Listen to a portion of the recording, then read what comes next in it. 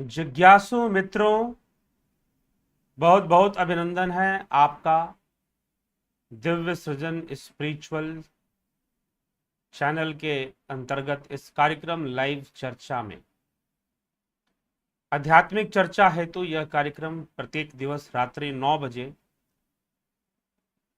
इसका प्रसारण होता है और हम यहाँ पर आध्यात्मिक चर्चा में भाग लेते हैं और उसका लाभ उठाते हैं। तो जैसा कि आप सबको विदित है कि कठोपनिषद पर चर्चा चल रही है। कठोपनिषद पर चर्चा आगे बढ़ रही है और कठोपनिषद के प्रथम अध्याय पर हम चर्चा कर चुके हैं। दूसरे अध्याय पर चर्चा चल रही है। दूसरे अध्याय के प्रथम वल्ली पर चर्चा हो चुकी है। द्वितीय वल्ली, दूसरी वल्ली आज शुरू होगी। तो दूसरी वल्ली का जो प्रथम विषय है, आज हम कठोपनिषद पर चर्चा करेंगे इस प्रथम विषय पर। और वो प्रथम विषय है कि मृत शरीर में भी आत्मा का वास है। थोड़ा विचित्र लगता है सुनने में, लेकिन है कैसे है हम इस पर चर्चा करेंगे। लेकिन उससे पूर्व जो मित्र प्रतीक्षारत थे उन सभी का बहुत बहुत अभिनंदन। राजू पाल जी, ज्योति दत्ता जी, ममता मांझी जी, राम निवास मीना जी, वैद्यनाथ योगी जी, बलवंत सिंह गोहिल जी, माधुरी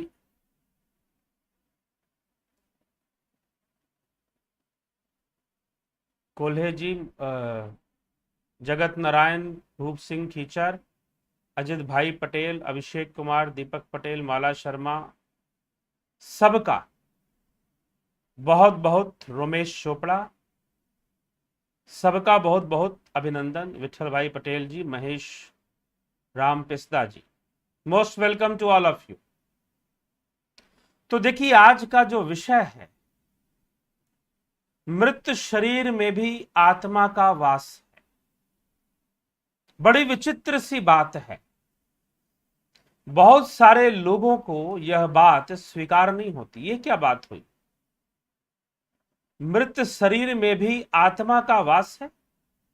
यह बात तो हजम नहीं हो रही, स्वीकार नहीं हो रही।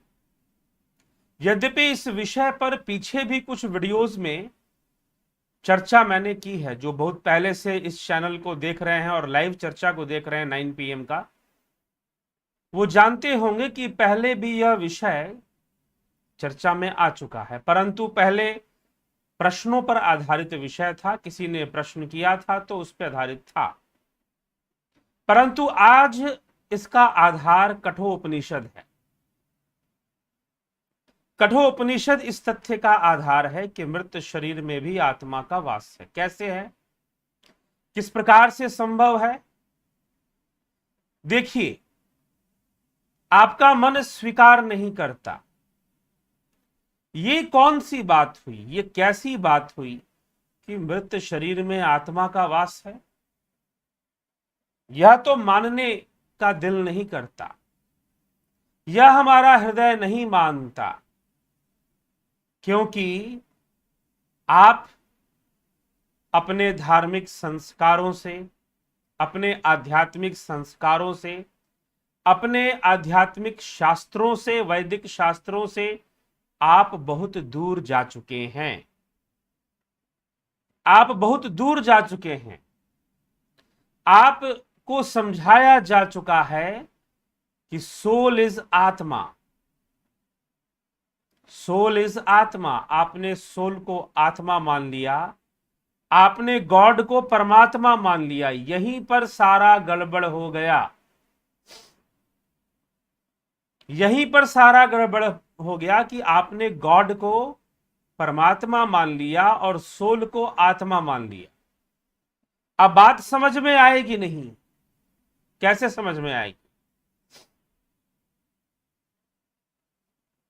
परमात्मा के बारे में जानने के लिए आपने गॉड को पढ़ना शुरू कर दिया। आत्मा के बारे में जानने के लिए आपने सोल को पढ़ना शुरू कर दिया।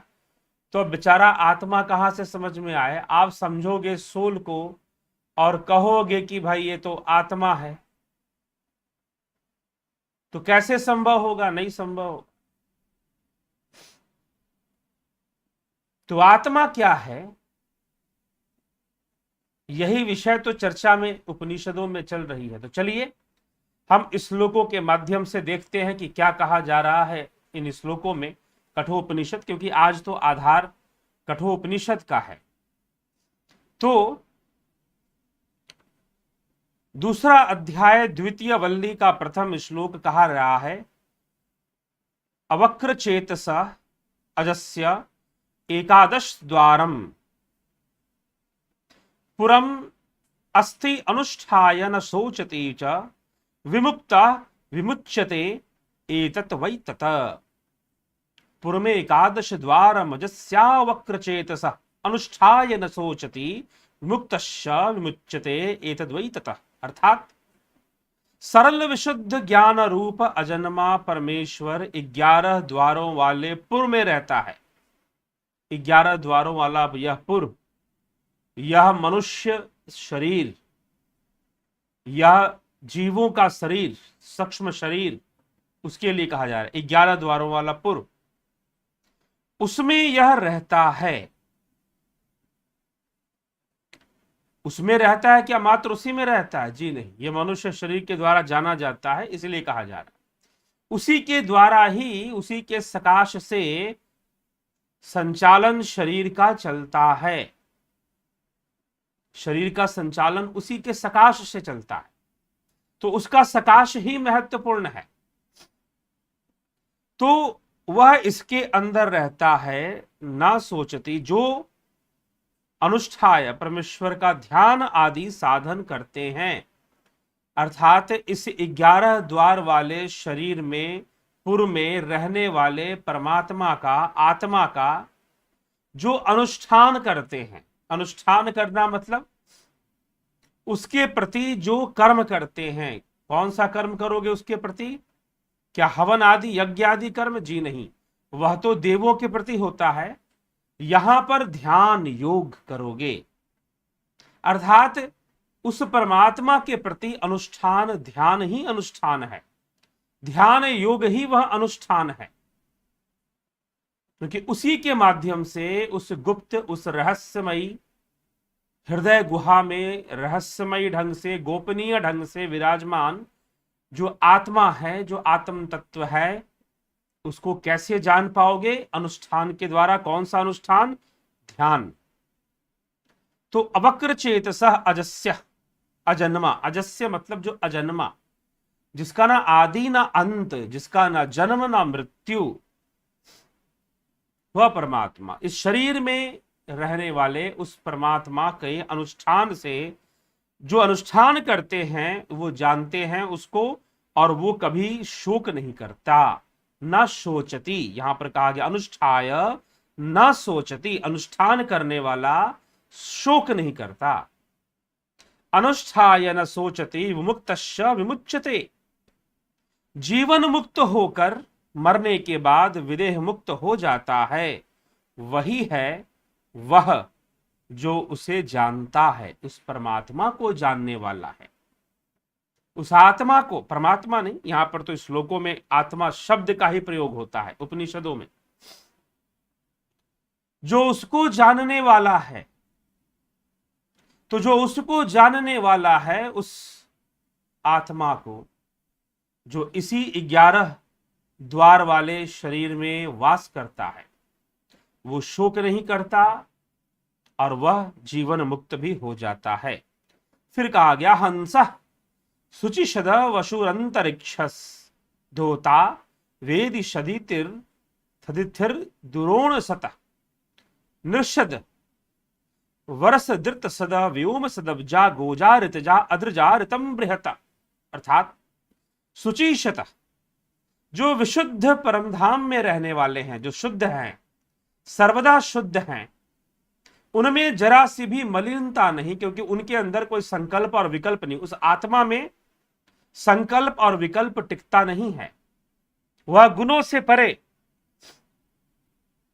संकल्प विकल्प से परे, शब्दातीत, भावातीत, कल्पनातीत, उसी को कहा जा रहा है सुचिशता।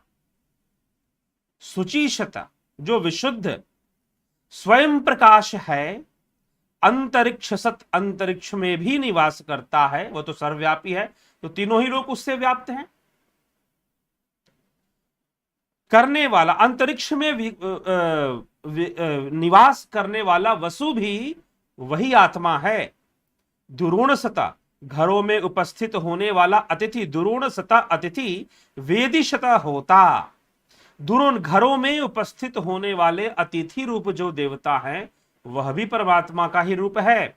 वेदिशत होता, और यज्ञों में अग्नि स्वरूप, यज्ञों में स्थापित अग्नि स्वरूप तथा उसमें आहुति करने वाले जो होता होते हैं, होता जो ऋत्विज हुआ करते हैं यज्ञों के, और होता जो यज्ञ करवाते हैं और मंत्र उच्चारण करते हुए यज्ञ अग्नि में, हवन कुंड की अग्नि में जो आहुति डालते हैं वो क्या है?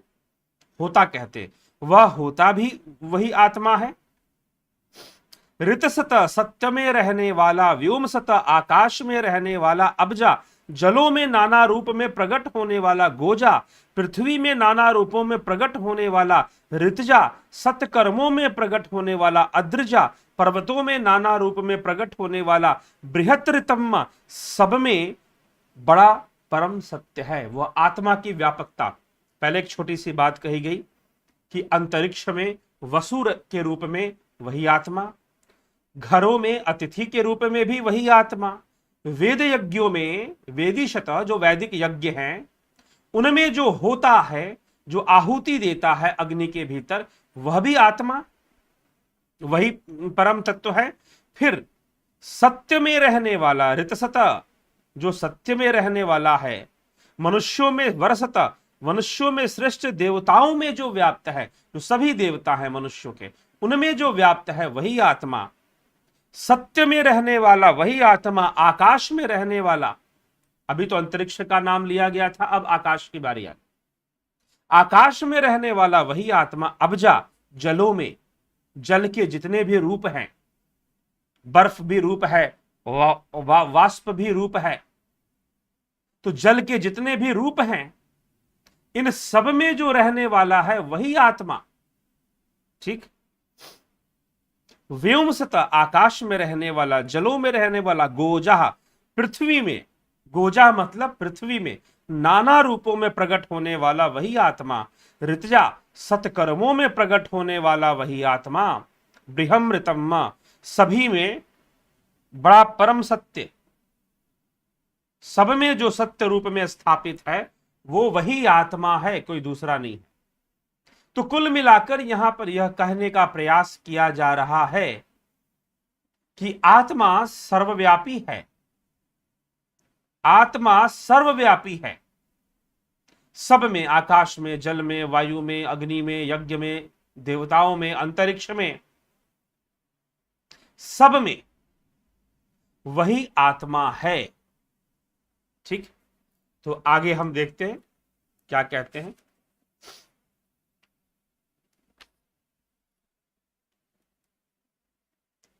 तो कहते हैं कि ऊर्ध्वम प्राण मुनियत पारम प्रत्यगस्यति मध्ये वामनम आसीनम विश्वे देवा उपासते। अर्थात प्राणम, प्राणों को ऊपर की ओर उठाने वाला, अपान को नीचे, अपान वायु, प्राण वायु, अपान वायु की गति नीचे की ओर होती है, प्राण और उदान वायु की गति ऊपर की ओर होती है। ठीक है। तो यहां पर कहा जा रहा है प्राणों को ऊपर की ओर उठाता है, अपान को नीचे ढकेलता है, शरीर के मध्य बैठकर सब कुछ नियंत्रण करता है। यहां तक कि चलो वह आत्मा तो वायु, जल, अग्नि, पंचभूतों के प्रवाह को भी, भूमि, पंचभूतों के प्रवाह को भी अपने नियंत्रण में रखने वाला है, उसी के सकाश से सब कुछ चलता है। तो फिर शरीर की जो गतिविधियां हैं भला उससे परे कैसे हो सकती हैं? शरीर की गतिविधियां भला उससे परे कैसे हो सकती हैं? तो वही आत्मा, वही आत्मा इस प्रकार से अपान वायु को नीचे ढकेलने वाला, प्राण वायु को ऊर्ध्वगामी करने वाला और शरीर के मध्य में विराजमान रहने वाला सर्वश्रेष्ठ भजने योग्य जिसका ध्यान करना चाहिए, सभी देवता जिसकी उपासना करते हैं वही आत्मा है। अब उसी के लिए कहा जा रहा है अस्य विसृस्य मानस्य, सुनिए, अस्य विसृंस मानस्य शरीरस्थस्य देहिनः, देहिनः देहाद्वि मुच्यमानस्य किमत्र परिशिष्यते एतद्वै तथा। इसका अर्थ समझ ले। अस्य मतलब इस, अस्य विसृंसमानस्य शरीरस्थस्य, अर्थात इस शरीर में स्थित, एक शरीर से दूसरे शरीर में जाने वाले देहिनः, जीवात्मा, जो जीव है। अब देखिए, एक शब्द है आत्मा और एक शब्द है देही, देह को धारण करने वाला देही। यह देही कौन है और यह आत्मा कौन है, बताइए। यह देही कौन है और यह आत्मा कौन है, इसी को समझना है इस श्लोक के अंतर्गत, कि देही कौन और आत्मा कौन। बता सकते हो तो बताइए कमेंट करके। अस्य विसृंस्यमानस्य शरीरस्थस्य देहिनम देहाद्वि मुच्यमानस्य किमत्र परिशिष्यते, अर्थात अस्य, इस शरीर में स्थित एक शरीर से दूसरे शरीर में जाने वाला देही, शरीर से निकलकर जाने पर यहां इस मृत शरीर में क्या शेष रहता है, इस मृत शरीर में क्या शेष रहता है, क्या कुछ भी शेष नहीं बचेगा।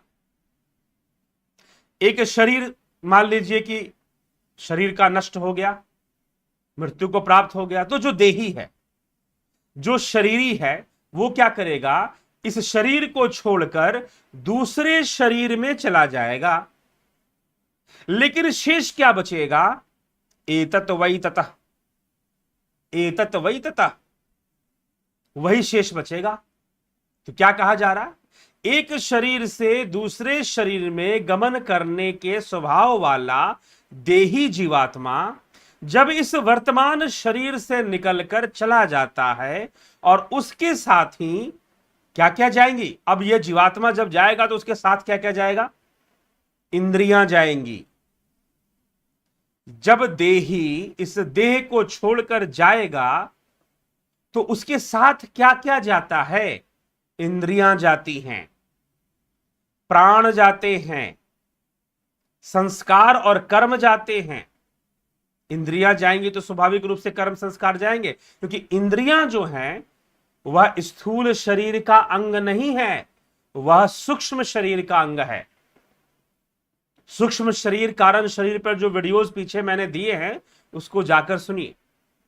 इंद्रियां स्थूल देह का अंग नहीं है, इंद्रियां सूक्ष्म शरीर का अंग है। इसलिए यहां पर कहा जा रहा है कि उस देही के साथ क्या जाएगा, इंद्रियां जाएंगी, उस देही के साथ प्राण जाएंगे, उसके कर्म संस्कार जाएंगे, ठीक, और उसके पंचभूत भी जाएंगे। तो एक शरीर से दूसरे शरीर में गमन करने के स्वभाव वाला देही जब इस वर्तमान शरीर से निकलकर चला जाता है और उसके साथ इंद्रियां प्राण आदि भी चले जाते हैं, तब इस मृत शरीर में क्या बचा रहता है, तब इस मृत शरीर में क्या बचा रहता है, यही प्रश्न है। देही द्विमुच्यमानस्य किमत्र परिशिष्यते, इस मृत देह में फिर क्या बचा रहता है।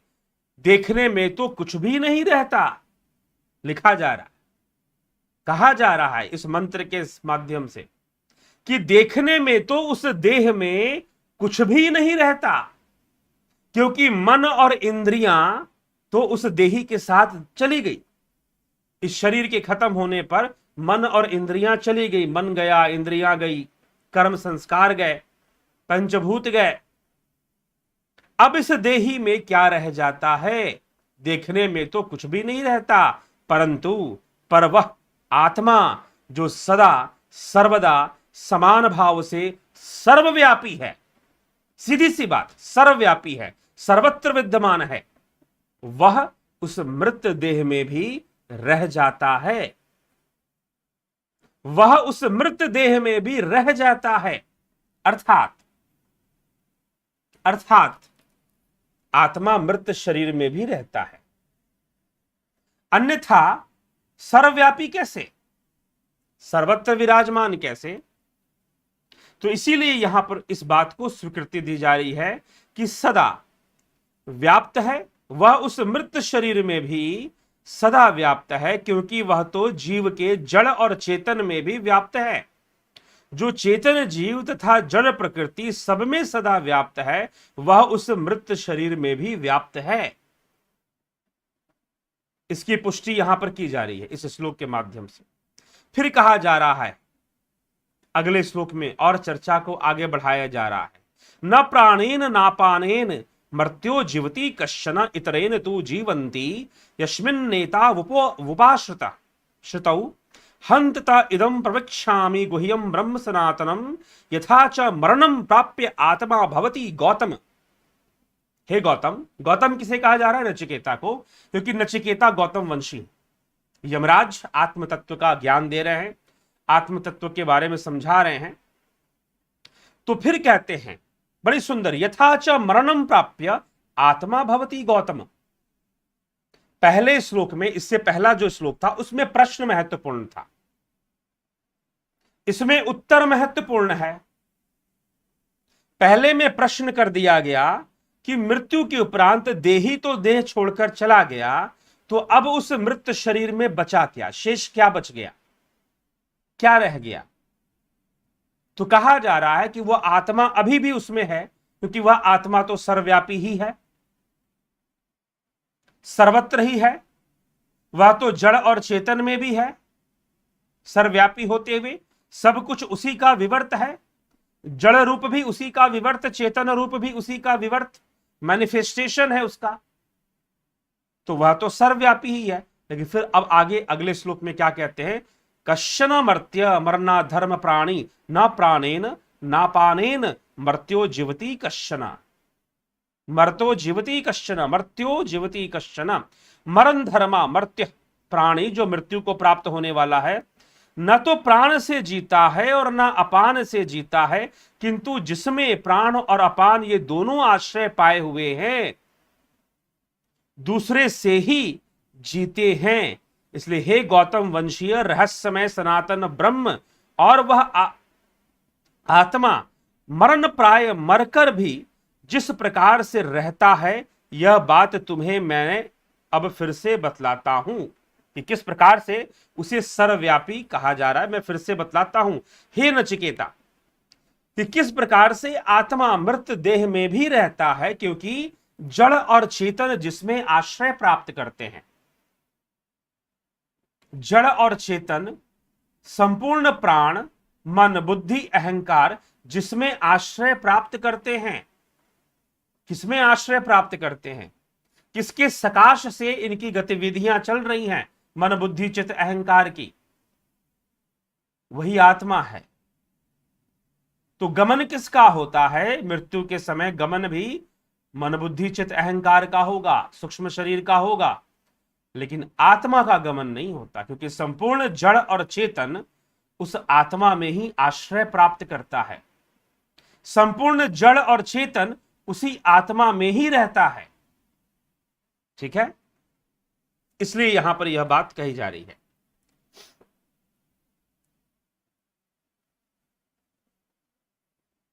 ठीक, आगे लिखते हैं, छठे श्लोक तक हमने देखा।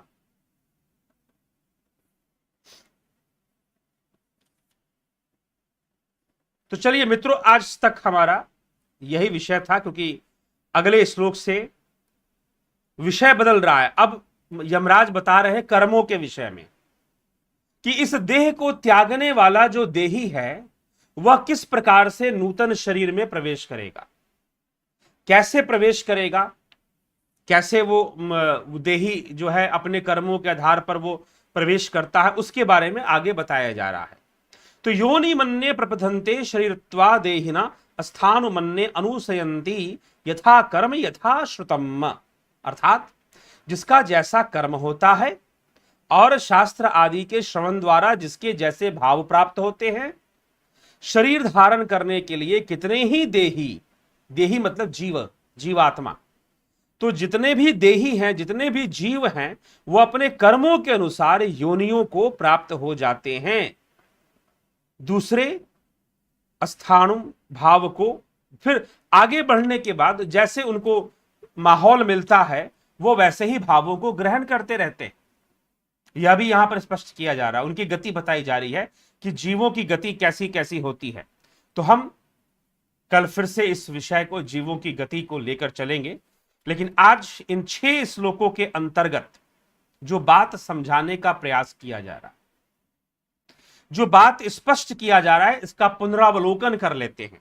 प्रथम श्लोक में कहा गया कि 11 द्वारों वाले इस शरीर में, इस शरीर के मध्य में उसी आत्मा का वास है, उसी की शक्ति से प्राण आदि और सारी इंद्रियां और 11 द्वार कार्य करते हैं, और जो उसका अनुष्ठान करता है वह उसको जानते हुए वह किसी प्रकार का शोक नहीं करता है, ना सोचती च विमुक्ता विमुच्यते, वह जीवन मुक्ति को प्राप्त होता है। इस प्रकार से उसका गुणगान किया गया। फिर लिखा गया कि वह जो विशुद्ध परम धाम में रहने वाला स्वयं प्रकाश है, अंतरिक्ष में निवास करने वाला वसु है, जो घरों में उपस्थित होने वाला अतिथि और वेद यज्ञों में होता है, फिर समस्त मनुष्यों में रहने वाला है और मनुष्यों से भी श्रेष्ठ देवताओं में रहने वाला है, सत्य में रहने वाला, आकाश में रहने वाला, जलों के नाना रूप में रहने वाला और पृथ्वी के नाना रूपों में प्रकट होने वाला, सत्कर्मों में प्रकट होने वाला, पर्वतों के नाना रूपों में प्रकट होने वाला, बृहत ऋतम्मा, सबसे बड़ी जो सत्ता है वह उस आत्मा की ही सत्ता है।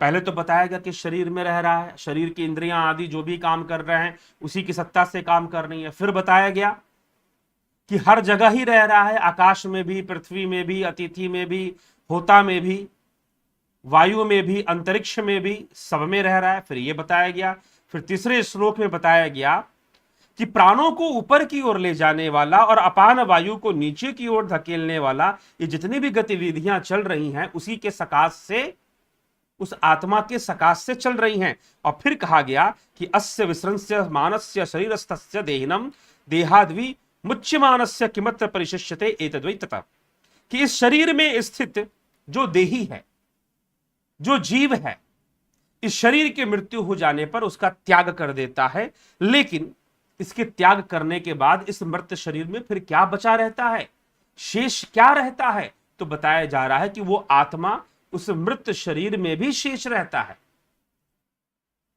उस मृत शरीर में भी शेष रहता है। सब कुछ नष्ट हो जाने पर भी वह हमेशा शेष रूप में बचा ही रहता है, उसका नाश नहीं होता, क्योंकि उसी के सकाश से ही सब कुछ चल रहा है। प्रकृति के संपूर्ण क्रियाकलाप उसी पर निर्भर है। न प्राणेन न पानेन मर्त्यो जीवित कश्चन इतरेन तु जीवन्ति यस्मिन् नेता उपाश्रितौ हन्तत इदं प्रविक्ष्यामि गुह्यं ब्रह्म सनातनम यथा च मरणं प्राप्य आत्मा भवति गौतम।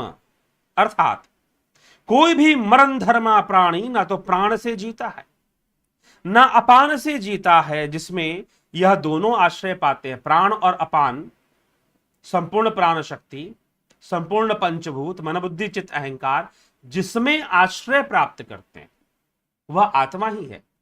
इसीलिए इन सब के जाने से भी वो नहीं जाता, वह तो मृत शरीर में भी वास करता रहता है।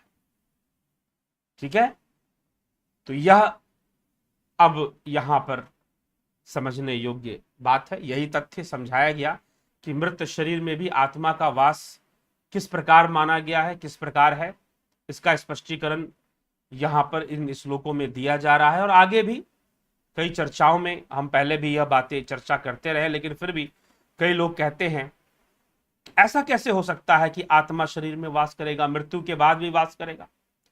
यह तो मानने की बात नहीं है भैया। सबसे बड़ी समस्या यही है ना कि आपने गॉड को भगवान समझा, सोल को आत्मा समझ लिया, आपने स्पिरिट को आत्मा समझ लिया। सबसे बड़ी समस्या यही है। तो यहां पर इस समस्या से ही निपटना है। आत्मा क्या है और आत्मा की व्याख्या उपनिषद कैसे करते हैं, किस प्रकार से करते हैं, तो यह भी हमें समझना है। तो चलिए आगे आपके कमेंट्स हम देखते हैं, और आत्मा की चर्चा तो यमाचार्य कर ही रहे हैं, आगे भी चलती रहेगी, तो कल भी अन्य विषयों में आएगा विषय। तो चलिए देखते हैं क्या प्रश्न है कमेंट्स में।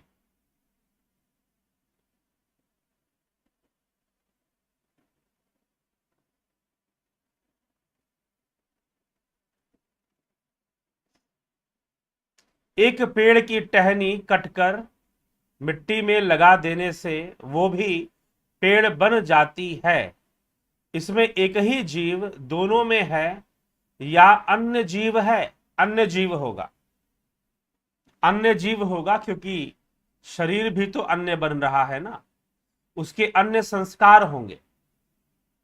अब यहां पर जीवों की भी समष्टि है और व्यष्टि है, क्योंकि चित्त की समष्टि और व्यष्टि है, तो जीवों की भी समष्टि और व्यष्टि है। योगी जो अपनी योग साधना से समष्टि चित्त को जान लेते हैं, वह देख लेते हैं वह एक ही चित्त है जो सबके भीतर काम कर रहा है, वह एक ही चित्त है।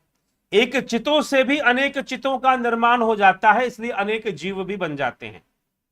इसलिए पतंजलि योग सूत्र में एक बहुत बड़ी बात लिखी है कि योगी चाहे, सिद्ध योगी विभूति पाद के अंतर्गत, कि सिद्ध योगी चाहे तो नए चितों का निर्माण कर सकता है, इसका मतलब नए जीवों का भी निर्माण कर सकता है। ठीक है, इसलिए योगी को तो भगवान कहा गया, भगवान के तुल्य ही माना गया। ठीक, क्या आत्मा और जीवात्मा हमेशा अलग ही रहेंगे? सर्वदा अलग ही हैं। ठीक है, कब तक अलग है? कब तक अलग है? आप एक बात बताओ, क्या समुद्र और समुद्र की लहरें अलग है? अलग है क्या? फिर भी आप सागर के किनारे लहरों का आनंद लेने जाते हो, लहरों का आनंद लेने जाते हो। अगर समुद्र में लहरें ना उठती तो समुद्र में इतना आकर्षण भी नहीं होता कि समुद्र के किनारे पर्यटक स्थल बनते, टूरिस्ट प्लेस बनते, बहुत लोग वहां जाते घूमने फिरने, अगर लहरें ना उठती। लेकिन क्या लहरें समुद्र से अलग है? क्या सोने के गहने सोने से अलग है?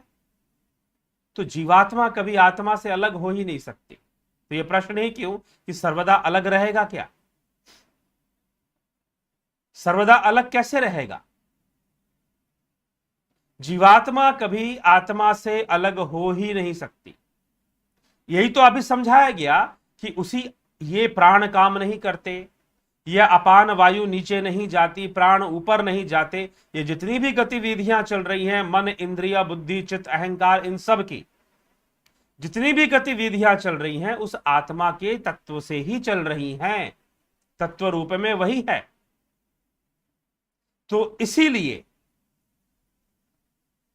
यह प्रश्न समझना है, इसको समझने का प्रयास करना है कि जीव आत्मा आत्मा अलग अलग नहीं है। Just like water and ripples of water, waves of sea, waves of ocean, वो दोनों क्या अलग अलग है? जी नहीं, अलग अलग नहीं है, एक ही में है, उसी में बन रहा है। तो वह आत्मा महासागर है, उसके अंदर जीव रूपी तरंगे बन रही हैं, नए नए आकार ले रही हैं। कहा गया ना कि पृथ्वी के नाना रूपों में, जल के नाना रूपों में, वायु के नाना रूपों में वही आत्मा है। ठीक, तो यह समझना है।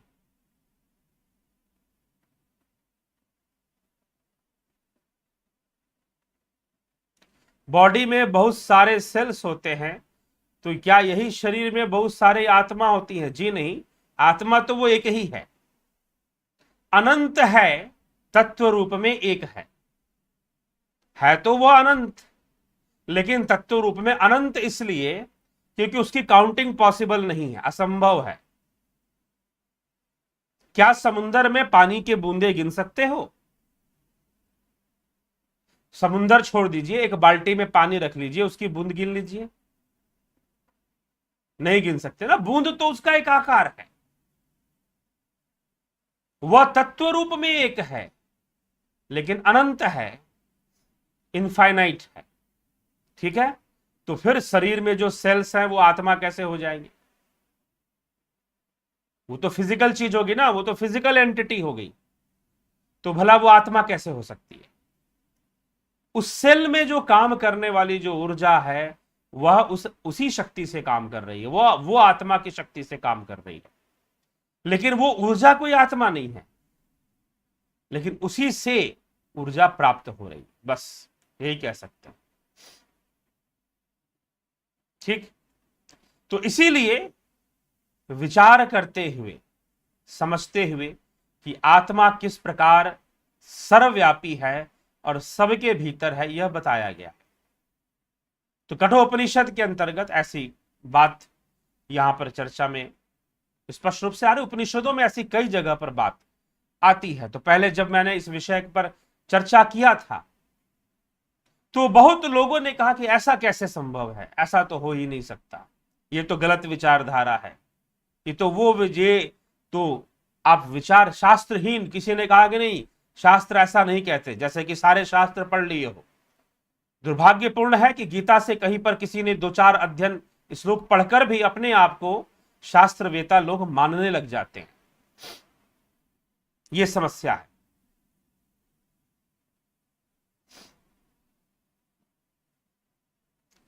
गुरुदेव, यदि मृत्यु के बाद भी आत्मा उसमें मौजूद है तो क्या वह भी अग्नि में जलती है, या दाबने पर भी साथ ही दब जाती है? दबाने पर मतलब कि बरी करने पर, दफनाने पर आप पूछना चाहते हैं।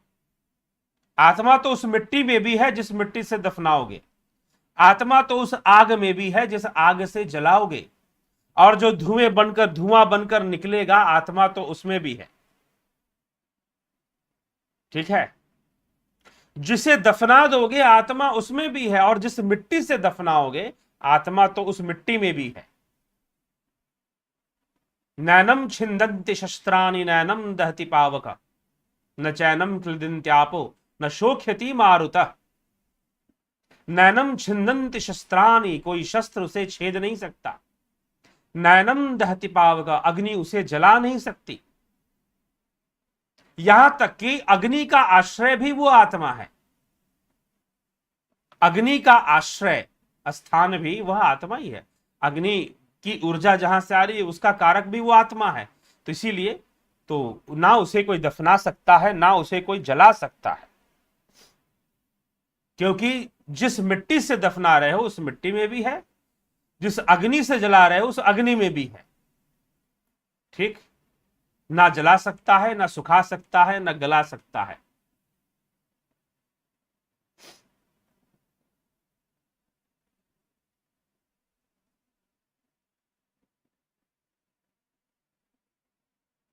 ठीक,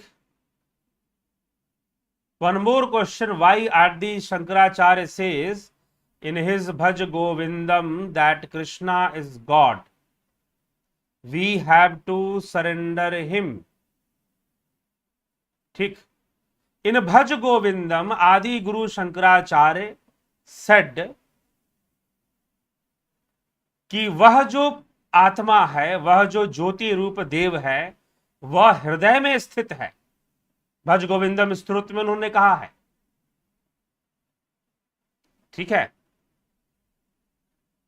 तो वो कहते हैं कि गुरु चरणाम्बुज निर्भर भक्त संसाराद चिराद भव मुक्त सेन्द्रिय मानस नियमा देवम द्रक्षसी निज हृदयस्तम देवम। निज हृदय में है। और कृष्ण कहते हैं अहमात्मा गुड़ाकेश सर्वभूताश स्थितः। ठीक है, यह तो एक शब्द है, क्योंकि जब भी आप ध्यान शुरू करोगे, जब भी आप भक्ति शुरू करोगे वह सगुण रूप से करोगे तो वहां पर गोविंद भज गोविंदम गोविंदम भज मूणमते संप्राप्ते सनहित काले नहीं नहीं रक्षते ढूकरिन करने, कि ढूकरिन करने धातु तुम्हारी रक्षा नहीं करने वाला, गोविंद का भजन कर लो। दिनमपि रजनी सायं प्रातः शिशिर वसंत पुनरायात काल कीर्ति गच्छति आयु तदपि न मुंचति आशा वायु। दिनमपि रजनी सायं प्रातः, दिन होना रात्रि हो जाना, रजनी मतलब रात्रि, सायं प्रातः शाम और सुबह हो जाना, काल देवता का काला कीर्ति गच्छति आयु तदपि न मुंचति आशा वायु। ठीक ना, काल देवता का तांडव नृत्य के समान यह जीवन है, फिर भी जो आशा तृष्णा है वह मनुष्य छोड़ नहीं रहा है। यह भज गोविंदम में कहा गया है। तो इसलिए गोविंद शब्द का जो प्रयोग है वो एक तरह से परमात्मा के लिए है, ईश्वर के लिए है, वो किसी स्पेशल डाइटी के लिए नहीं है। और रही बात जब आप कृष्ण की बात करते हैं तो कृष्ण तो अर्जुन से कह रहे हैं कि ना तो माम शक्य से द्रष्टु मन नहीं व स्व चक्षुषा, अर्जुन तो मुझे इन चरम चक्षुओं से नहीं देख सकता। ठीक है, तो कृष्ण पर जब आ जाओगे तो कृष्ण तो हमारी आत्मा ही है ना, अहम आत्मा गुडाकेश सर्वभूताश स्थित, सभी भूतों में स्थित मैं आत्मा हूं, अहम आत्मा। अहम आत्मा रूपम, यह नहीं कहा कि मैं आत्मा रूप हूं, तो रूप शब्द जुड़ जाने से या मात्र शब्द, जैसे कि अभी पीछे के हमने अंगुष्ठ मात्र यहां पर लगा तो मतलब अंगूठा नहीं, अंगूठे के जैसा, इंपॉर्टेंस, उसकी इंपॉर्टेंस को बताने के लिए अंगुष्ठ मात्र शब्द का प्रयोग हुआ। तो कृष्ण ने यह नहीं कहा कि अहम आत्मा मात्र या अहम आत्मा रूप, नो, ही सेड अहम आत्मा, मैं ही आत्मा हूं। ठीक, अहम आत्मा गुडाकेश, हे गुडाकेश मैं ही आत्मा हूं, भूत सर्वभूताश स्थित, सभी भूतों में स्थित आत्मा मैं ही हूं। तो you do not need to run behind towards the face and personality of Krishna, you need to take inspirations from the Krishna, personality of Krishna and his teachings in Srimad Bhagavad Gita. But if you want to know the real Krishna, then you need to go towards, you need to tread on the path of Adhyatma Yoga. ध्यान योग, अध्यात्म योग, उपनिषद, कठोपनिषद में कौन सा मार्ग बताया यमाचार्य ने? अध्यात्म योग। अभी 3-4-5 दिन पहले के व्याख्यान में इसको स्पष्ट किया था मैंने, अध्यात्म योग का मार्ग बताया। तो कृष्ण भी अध्यात्म योग का मार्ग बता रहे हैं। तो गो टुवर्ड्स योर आत्मा, that is the going towards Shri Krishna, because he said I am आत्मा, अहम आत्मा गुडाकेश। ठीक, तो वन मोर, तो इसीलिए कृष्ण और आदि गुरु शंकराचार्य, विवेक चूड़ामणि, वो क्या कहते हैं विवेक चूड़ामणि में, किस प्रकार से अहम ब्रह्मास्मि की भावना ले आते हैं, उसको समझना चाहिए। कुछ ना खाने पर, भूख लगने पर शरीर खुद को ही खाना शुरू कर देता है। वो जो खुद को खाता हुआ प्रतीत होता है वहां क्या है? वह देही ही है और वह कोई नहीं है। यह देही है जिसे खाने की आदत है, आत्मा को खाने की आदत नहीं है। वह देही मतलब जीव, जिसने इस देह को धारण किया, वह देही, जीवात्मा जिसने शरीर को धारण किया। यहां पर जीव और जीवात्मा एक है। अगर मैं आपसे बोलता हूं देही, जीव और जीवात्मा, ये सारे पर्यायवाची हैं, सिनोनिम्स हैं, बट आत्मा इज डिफरेंट। जीव का आश्रय आत्मा में है, इसलिए उसे जीवात्मा कहा जा रहा है। जीव का आश्रय आत्मा में है, क्योंकि प्राण का आश्रय, मन बुद्धि चित्त अहंकार का आश्रय आत्मा में होने से इस जीव को जीवात्मा भी कहा जाता है। बस इतना ही है। ठीक,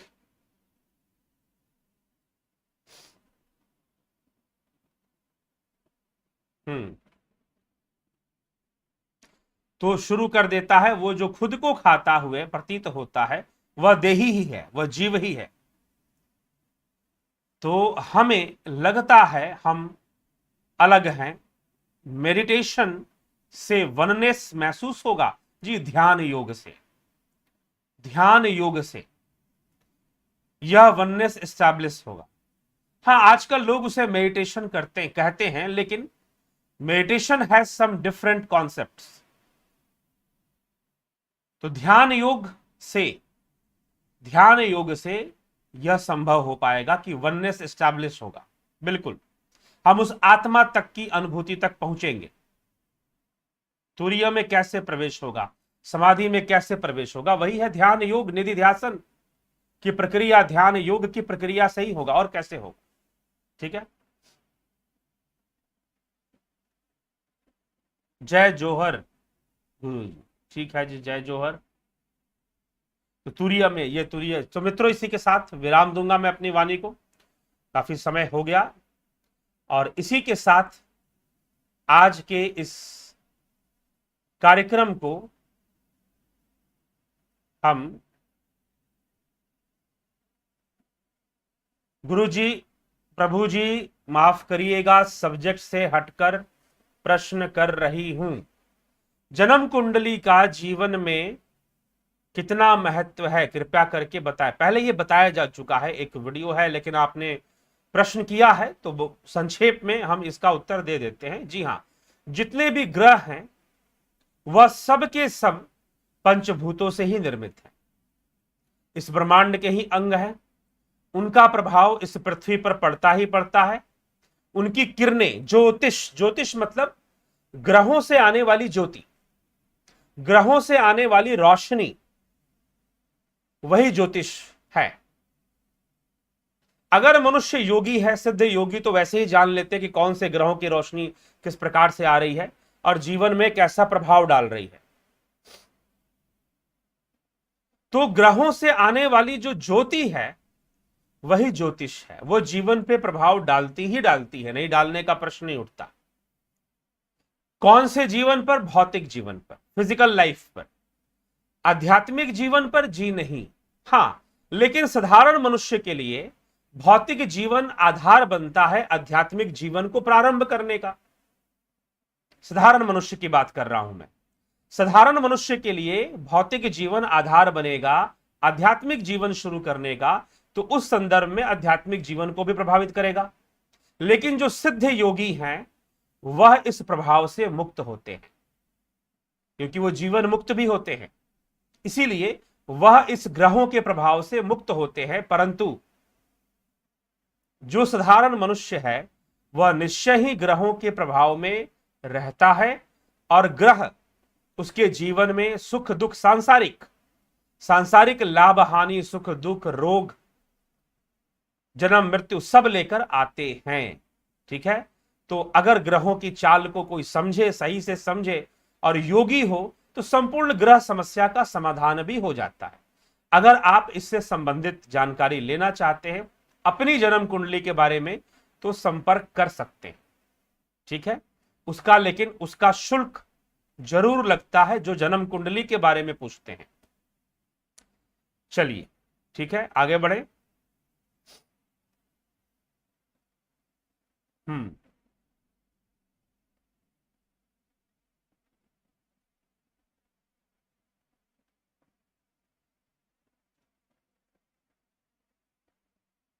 ठीक है, तो ये अगर आत्मा एक ही है और वो सर्वव्यापी है, अगर वो सद्चित आनंद भी है, तो फिर सृष्टि का क्या प्रयोजन? इससे ये तो कोई प्रश्न जुड़ ही नहीं रहा ना। ये संपूर्ण सृष्टि का आश्रय ही आत्मा है। जो कुछ भी आप देख रहे हैं वो इंद्रियों से देख रहे हैं।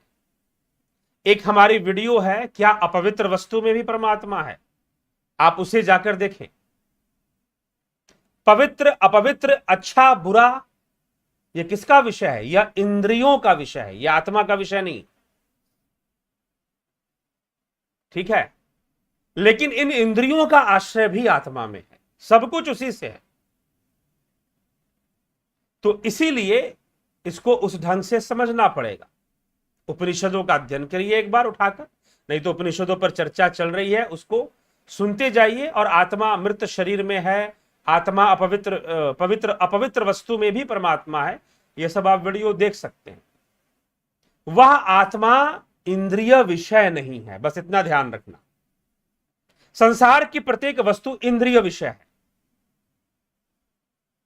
कोई चीज आपको सुंदर दिखाई देती है, कोई चीज आपको बदसूरत दिखाई देती है, किसी में सुगंध है, किसी में दुर्गंध है। सुगंध का होना, दुर्गंध का होना, सौंदर्य का होना, सुंदरता का होना, बदसूरती का होना क्या है? इंद्रिय विषय है। और आत्मा इंद्रिय विषय नहीं है। आत्मा इंद्रिय विषय नहीं है। तो इंद्रिय विषयों की तुलना हम आत्मा से कर देते हैं, यही गड़बड़ हो जाता है। इंद्रिय विषयों की तुलना हम आत्मा से कर देते हैं, यहीं पर सारा गड़बड़ हो जाना शुरू हो जाता है। तो उसे कंपेयर ना करें। इंद्रियों के दुनिया से इंद्रियों की दुनिया और विचारों, संकल्पों, वृत्तियों का निरोध करने के बाद हमें आत्मा तक पहुंचने का अवसर मिलता है, हम आत्मा तक पहुंचते हैं। उसके लिए निरोधात्मक क्रिया है, निरोधात्मक क्रिया ही निधिध्यासन है, यही योग है। ठीक है, तो चलिए समय काफी हो रहा है और आगे बढ़ते हैं और इस श्रृंखला को यहां पर आज के लिए विराम देते हैं। कल जो है इस पर चर्चा आगे बढ़ेगी, कठोपनिषद और आत्मा के विषय पर ही। जुड़े रहे, बने रहे। आज जो प्रश्न आपके रह गए वो कल के लिए बचा के रखें, ठीक, कल उसको पूछ लीजिएगा। तो बहुत बहुत आप सभी का आभार। चले।